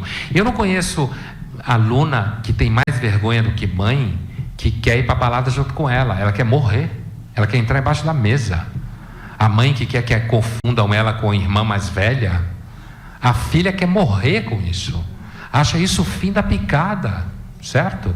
Mas ao mesmo tempo, como você tem uma insegurança que advém justamente disso, que filho precisa de pai e mãe, a insegurança advém justamente de pais e mães fracos. Em 79, o Christopher Lasch já descreve isso no Cultura do Narcisismo, no livro dele. A dificuldade do narcisista frágil, da cultura que nascia lá, ele descrevia em 79, de exercer a função de autoridade, de exercer a função daquele que é responsável e dizer para o filho e para a filha, é isso, não é isso, faz assim, não faz assim. Essa criança, ela cresce insegura e aí ela é dependente. Tem cara que vive em casa até 39, 40 anos. Por quê? Porque não quer assumir, também porque não quer gastar dinheiro, porque quando sai de casa o padrão de vida cai. Se o pai e a mãe tiver mais ou menos, ou o pai ou a mãe, ele sai, o padrão de vida cai. E como os jovens ganham cada vez menos, os salários tendem a ser cada vez menores, certo? Então a insegurança no mercado de trabalho é muito grande. Então eles são dependentes mesmo e são inseguros mesmo. Casa com a mãe, né? Fica casado com a mãe a vida toda. Alguns ficam, né? Casado com a mãe, leva a roupa pra mãe lavar. Eu tenho um vizinho que é uma loucura. Alguns ficam. Minha mãe, minha roupa. Aí Tem volta. mais uma pergunta aí, vambora. Esse casado com a mamãe é ótimo. É ótimo. Tem muito menino que não quer sair de casa. quer sair de casa. Tá 40 anos, vai sair de casa, vai que é bom. Sai com a namorada, Leva a fica namorada pensando na mãe. pra casa. Fica pensando na mãe quando sai com a Sim, namorada. professor, levanta aí pra gente te ver. E agora? Boa tarde, meu nome é Jorge Guerreiro, eu sou professor também e tenho o privilégio de ser professor. Eu estava ouvindo você falar sobre os alunos de graduação, mas Sim. eu trabalho com essa turma que vai dos 12 aos 17 anos, ensino Escola. fundamental e médio. E uma coisa que eu observo muito é que o que acontece com esses meninos, especificamente com os meninos, é que eles têm uma falta muito grande de referência, porque muitas vezes a dificuldade dele manifestar, serem amorosos, tratarem com respeito, é porque eles não veem isso em casa, eles não veem isso nos seus pais. Em muitos casos a gente observa isso. Eu não sei se essa minha leitura você concorda com isso, e se concorda, o que é que você acha dessa situação? Olha, veja bem, a primeira resposta que eu daria no sentido mais amplo é assim: a gente tem uma expectativa muito grande com a educação, né? Muito grande. E aí eu vou contar uma história que aconteceu comigo num evento. Estava eu e Janete, fazer um recuo para responder para você. Estava eu e Eduardo Janete no evento, há coisa de 1 ano e pouco atrás, e num dado momento, uma pessoa, no momento das perguntas, me faz uma pergunta sobre pré-história, porque eu gosto muito de pré-história, leio muito sobre pré-história. E aí quando eu começo a responder, o Janete pede uma parte, fala: Pondé, você me permite uma parte? Eu quero contar uma história. Ele conta a seguinte história: quando eu estava em Cambridge fazendo doutorado, primeira aula de história da economia, o professor falou o seguinte para nós: tomem cuidado, porque os últimos 3.000 anos foram atípicos. Tá? Eu leio muito sobre pré-história, sou encantado pela pré-história. Quando você começa a estudar pré-história, isso arruína a sua percepção de realidade.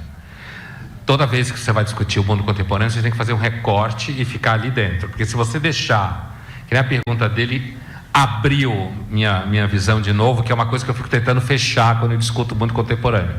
Porque a gente tem uma expectativa no mundo contemporâneo que o mundo e a espécie é assim e sempre foi assim. E que as coisas e as formas que a gente inventou de vida, elas têm que funcionar, e quando não funciona a gente faz teorias.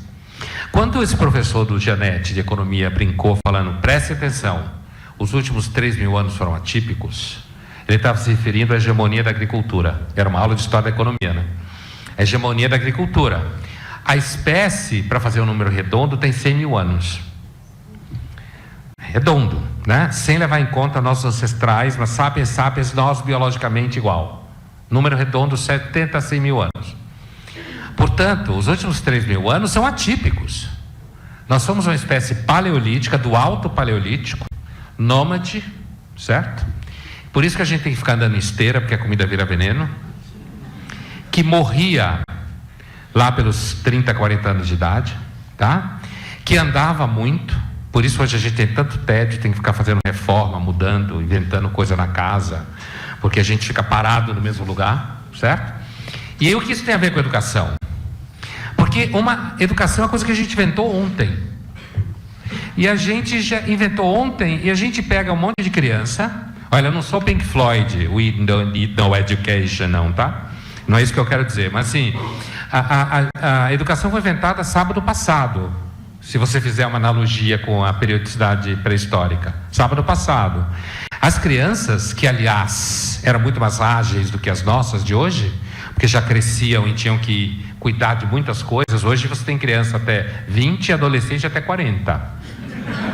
Porque jovem é uma categoria social inventada pela complexidade da sociedade moderna, né? Você tem que ficar preparando o cara, ou você acaba de preparar ele com 40 anos e não está preparado ainda. Eu falei outro dia para o filho de uma amiga que tem 30 e poucos anos, eu ouvi dizer que você casou. Ele falou, não, ela mudou para o meu apartamento. Eu falei, mas vocês não casaram? Não. A gente está fazendo uma experiência. Ela está morando no meu apartamento. É o terror da semântica. Usa a palavra casamento, o cara brocha. Não, ela está passando tempo no meu apartamento, a gente está vendo a experimentação e tal. Então, o que eu quero dizer com isso é o seguinte: aí a gente pega essas crianças que são do alto paleolítico, certo? Em termos evolucionários, e a gente coloca essa criança dentro de sala de aula, e a gente ensina, ou diz que ensina uma porrada de coisa para elas, e essas crianças, elas estavam até semana passada correndo por aí, em termos de evolução. Elas estavam correndo, subindo em árvore, batendo uma na outra, matando bicho. Hoje você até diz que não pode atirar o pau no gato, na música, né? Então assim, se você pensar em termos evolucionários e pensar em termos da espécie, a gente está fazendo um grande estrago, querendo civilizar tudo o tempo inteiro. E aí eu chego ao que você diz assim, veja, a gente quer que as crianças respeitem umas às outras, mas as crianças, elas têm também uma coisa nervosa dentro delas. As crianças se batem de vez em quando, né? Se elas não se baterem muito de vez em quando, eu lembro hoje, vou dar uma experiência do Vieira, tá, certo? Da minha experiência aqui no Antônio Vieira, né? Em 1974, talvez, o Colégio Antônio Vieira começou a colocar meninas em sala de aula. 4 meninas por sala. No dia em que a gente foi a primeira vez para a aula, nesse ano, digo nós os meninos, a gente estava com o coração na mão. Iam ter 4 meninas dentro da nossa sala. O que a gente fazia com essas 4 meninas? Né? Por que só 4? Mas ele começou assim. 10. Não. No ano seguinte eram 10. Ah, tá. E essas 4 foram... Jesuíta, né? Jesuíta claro. Sabe como é. Tem experiência de educação, né? Aos pouquinhos. 4 anos, depois 10. E depois abriu a porteira. Pronto. Né? Mas assim, acho que eu estava na 7ª série, por aí, alguma coisa assim. Quando essas 4 meninas entraram na sala de aula, e no primeiro ano, a gente estava completamente paralisado pela presença das 4 meninas. O que a gente faz com meninas na sala de aula? Né? A gente não sabia. O que a gente fazia? A gente se batia, Na hora do recreio sempre tinha briga, saía gritando porrada, e saía todo mundo, e aí rolava porrada, e depois acabava, aí você estava dando risada, você jogava bola, falava palavrão, e agora tinha menina na sala de aula. Você não pode falar palavrão na frente de menina, não pode ficar se dando porrada um no outro, porque menina não dá porrada uma na outra, então mudou resumo da ópera, mudou completamente o cotidiano da sala de aula. Inclusive redefiniu lideranças da sala de aula. Se você antes tinha lideranças de moleques que eram cheios de músculos, sei lá, e batiam em todo mundo, começou a ter lideranças de quem conseguia falar com as meninas sem fazer xixi na calça. Né? Quem conseguia chegar perto dela e dizer oi, né? Qual é seu nome? Porque tinha uns que ficavam no canto da sala roendo a unha assim. O que a gente faz com a menina? A gente fala com a menina? Não fala? Como é que é? Então, o que eu quero dizer é o seguinte: essa ideia de que eles não aprendem respeito em casa, eu não tenho nem dúvida de que as famílias são mais perdidas do que seguem tiroteio. A expectativa, o começo da minha resposta foi: eu acho que a gente tem expectativa demais com a educação. Foi isso que eu estava querendo dizer com a história da pré-história. Nós, professores, eu acho que principalmente professores de crianças, né, existe uma expectativa muito alta em cima da educação, quando não é técnica. Técnica é um pouco mais claro o objetivo, mas do ponto de vista da formação da criança e tal, é muita expectativa. As escolas tendem a terceirizar muita coisa, as famílias tendem a terceirizar muita coisa, porque as mães cada vez não ficam mais em casa e têm carreiras e trabalham. Então você tem que terceirizar a educação dos filhos. Essa terceirização cai na mão dos professores, que muitas vezes não sabem o que fazer. Agora, com relação a não ter referência, eu não tenho nenhuma dúvida, não tem referência em lugar nenhum, não é só em casa não. Vai ter referência onde? Em televisão? Vai ter referência onde? Nas mídias sociais? O que é referência? Referências são padrões de comportamento que nós estamos criticando há 40 anos. Esculhambando as referências, dizendo que as referências que existiam não prestam e achando que a gente vai redefinir referências em 15 minutos. Ou a partir da nova definição de uma tese que inventaram em alguma universidade. Né? Ou seja, essas referências, isso nos leva para um outro debate, mas assim, grande parte das nossas referências são referências que vêm de tradição. E uma das coisas que a gente tem feito desde os anos 60 para cá é arrebentar com todas as tradições. E a gente acreditou que a gente ia arrebentar com as tradições, ia criar uma cultura que ia ficar no lugar dela. Não ficou, porque inclusive foi ultrapassado pelas mídias sociais, que arrebentam com qualquer referência, produzindo referências na velocidade do algoritmo. Então, assim, quando você fala que você vê meninos sem referências, eles não sabem respeitar meninas. Assim, a experiência que eu, por isso que eu contei a história de 74, é que quando as meninas entraram na sala de aula, elas foram bastante respeitadas. Bastante. Na verdade, a gente não sabia o que fazer com elas. Mas a gente sabia que porque elas estavam lá, a gente tinha que agir de outro jeito. Porque na frente de mulher, você age de outro jeito. Tá? Eu acho que uma das dificuldades da destruição das referências é que a gente não sabe mais as diferenças de coisa nenhuma.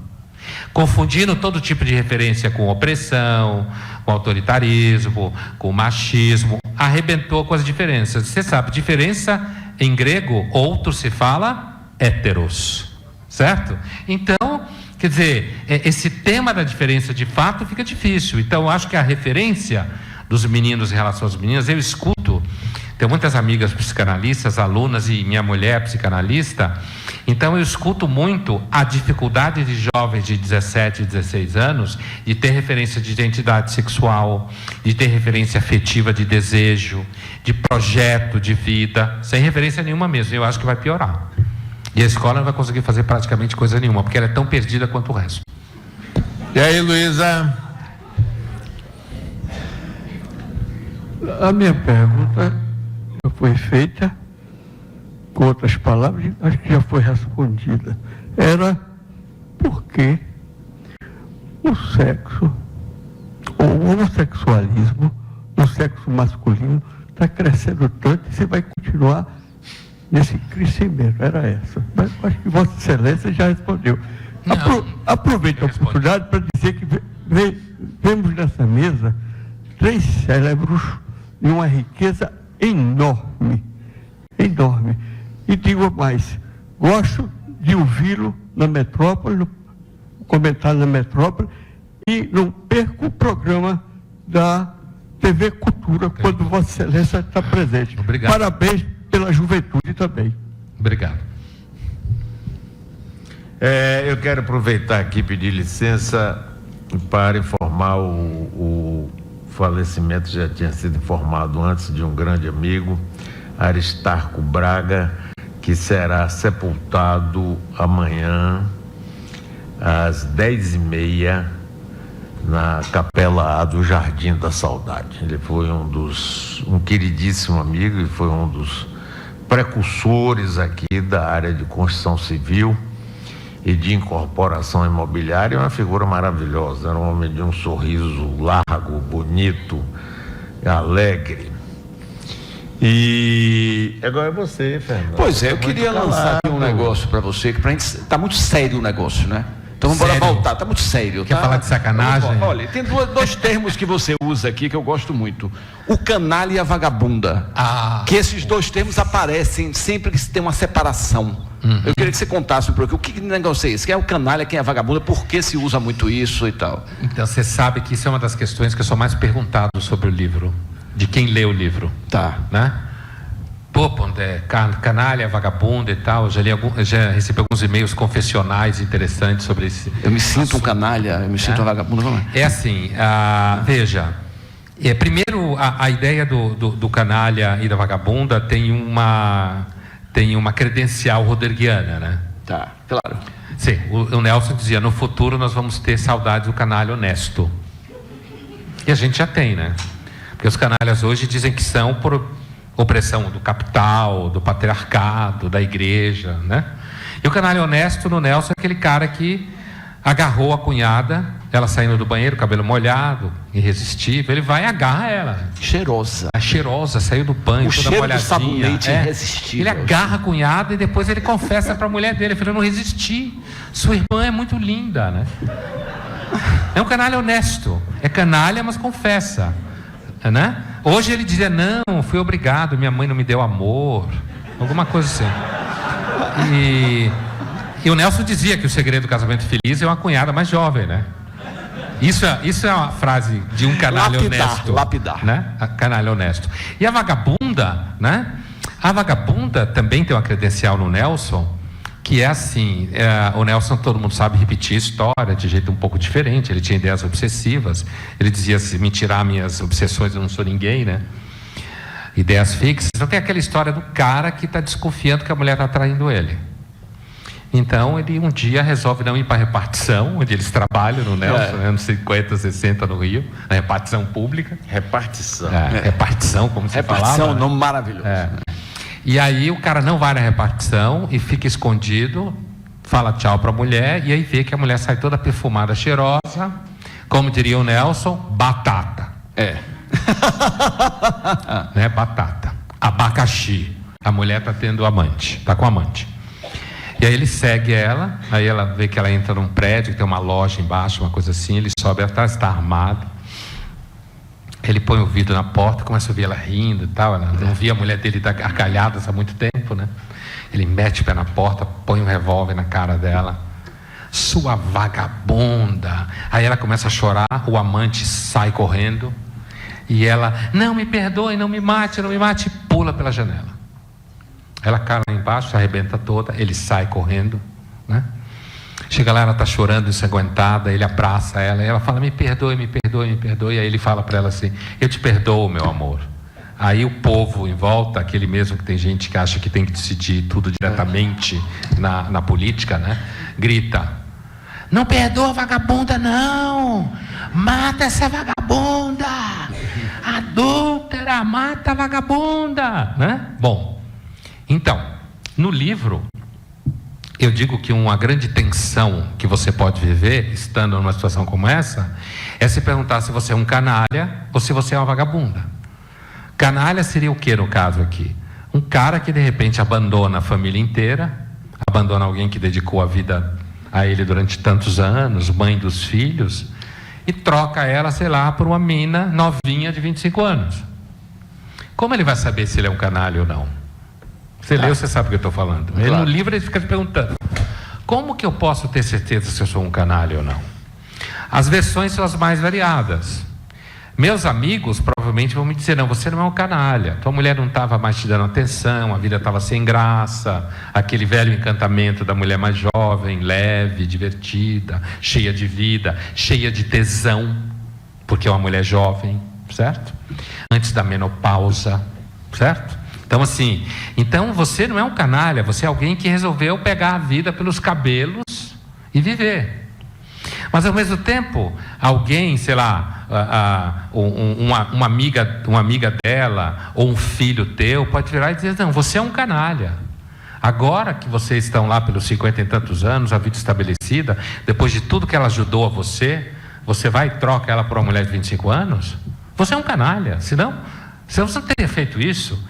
Então eu digo no livro que assim, olha, o caso da vagabunda também é semelhante. É semelhante, é. É porque assim, se provavelmente a mulher do cara, as filhas do cara, os filhos, as amigas da mulher do cara vão chamar todas essa mina aí de vagabunda. É uma vagabunda, tomou o marido da outra, porque a definição de vagabunda é uma mulher que tem um comportamento meio assim, que não é tua amiga. Porque se for tua amiga, ela é livre. Ela está vivendo, ela está em busca do que é direito dela. Se ela não for tua amiga, ela é vagabunda. Sabe que é um relativo, né? Então, assim, o relativismo é total. Você podia dar uma aula de sofista. Claro. Os sofistas gregos. Então, o que eu digo no livro, basicamente, é assim: olha, se você estiver nessa situação, desencane. Você não vai conseguir resolver se você é um canalha ou uma vagabunda. Você não vai conseguir resolver. Isso chama-se em filosofia aporia. É um impasse. Se você esperar a aprovação vai rolar para tomar alguma atitude, você não vai conseguir resolver isso, que é um problema filosófico ou moral infernal. Eu sou uma vagabunda ou eu sou um canalha?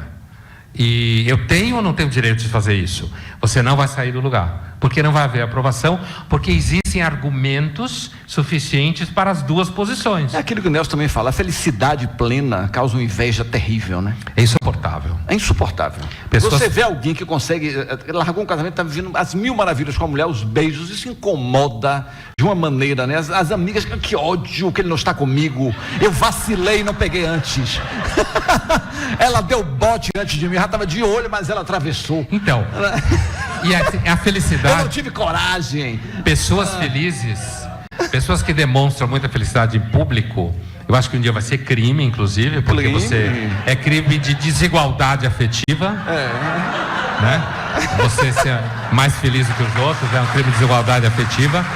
Mas assim, eu lembro de um filme que assim, que eu não lembro o nome, não lembro nada. Só lembro que é com aquele ator americano Alan Larkin, né? É um filme de um sujeito, Alan Larkin, é o gerente de uma loja de carros. Ele tem um funcionário que é muito feliz. O cara é muito feliz. Gente feliz irrita, né? É claro, incomoda. Não, é insuportável. Como gente melhor que você em tudo, assim, também irrita profundamente. Então, assim, e esse cara é muito feliz. E o cara vende muito carro. E o cara, toda sexta-feira à noite, leva flor para a mulher. E ele é casado com a mulher, sei lá, uns 10, 15 anos. E o cara diz: não, ele não está levando flor para a mulher. E aí ele vai investigar. Está levando para o amante.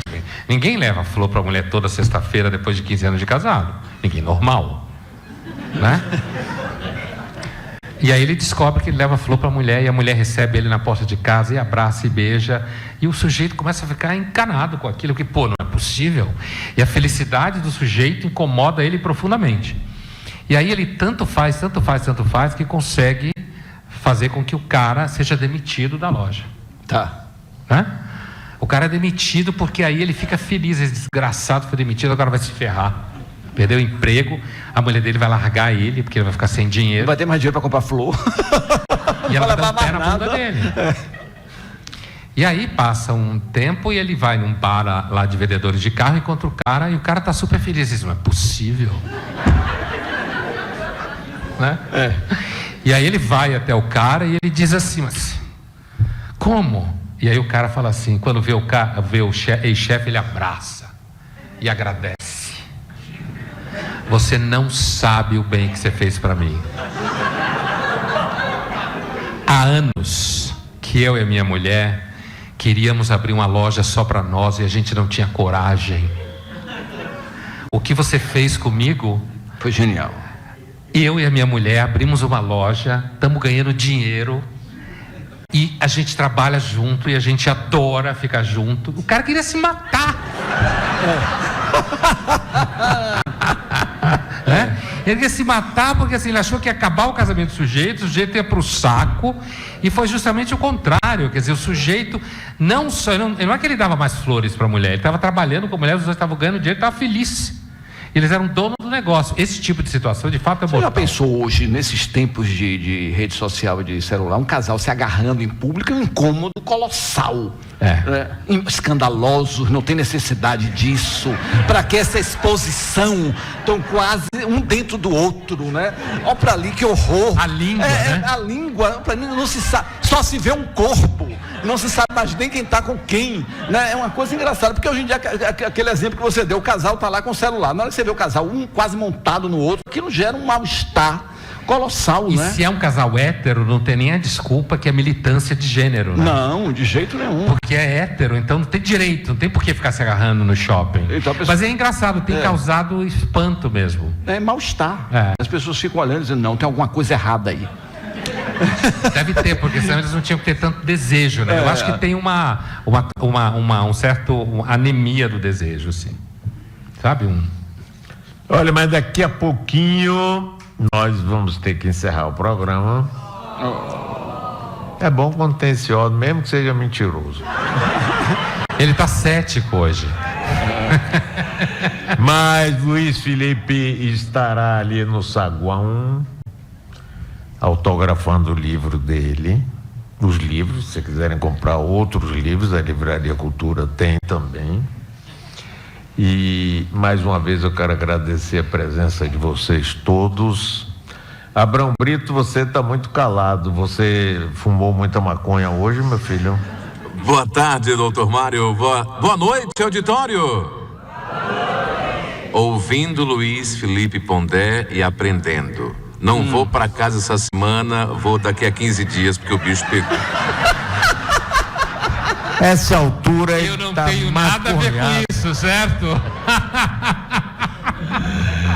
Pois é, e agradecer a todos vocês, agradecer ao nosso querido Luiz Felipe Pondé, que mais uma vez esteve aqui conosco nessa aula e nos divertindo, nos instruindo, sobretudo, nos instigando, que são as coisas mais importantes que eu acho que ele faz, que faz a gente pensar cada vez mais e parar para ver que as coisas não são assim tanto como às vezes a gente gostaria que fosse. Tudo bonitinho, normalzinho, tudo funcionando direitinho, que nada, tá tudo funcionando de um jeito muito peculiar e a gente tem que ir para frente. E a sua presença aqui é sempre muito enriquecedora.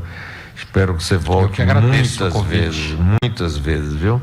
É o nosso querido Guerreiro, que é um guerreiro, grande diretor teatral, presidente da Fundação Gregório de Matos, também colega da Rádio Metrópole, onde faz brilhantemente o Roda Baiana. 11 anos, quem acredita, nem 11 anos, hein? Esse trio convivendo. O pior é saber que lhe aguentam 11 anos. 11 anos. E a minha 25, que loucura.